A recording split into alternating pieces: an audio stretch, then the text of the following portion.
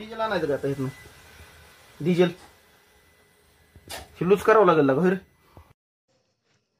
तर ऐकला का आवाज?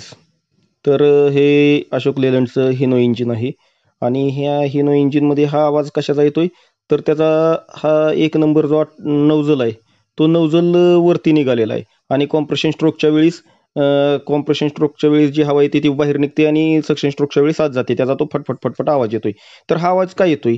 हा चूक काय झालेली आहे माहिती आहे का? कंपनीकडून थोडंसं काय झालंय, पहिलं BS4 पर्यंत काय होत होतं, जे नौजल आहेत ते 2 स्टड होते. नौजलच्या दोन्ही बाजूला 2 स्टड आणि वरतून एक कॅप बसून त्याला 13चे बोल्ट बसून ऑटोमायझर फिट केले जात होते. परंतु आता काय केलंय, तर पाठीमागील बाजूला एक स्टड दिलेला आहे 13चा आणि त्याला एका स्टडवर एक कॅप ऑटोमायझरला एक कॅप दिलेली आहे आणि एका स्टडवर 13च्या बोल्टने फिट केलेला आहे. परंतु यामध्ये त्यांनी अशोक लेलंडने आयशर सारखा मोठा बोल्ट द्यायला पाहिजे होता, 14चा बोल्ट द्यायला पाहिजे होता, ज्यामुळे ही प्रॉब्लेम हा आला नसता.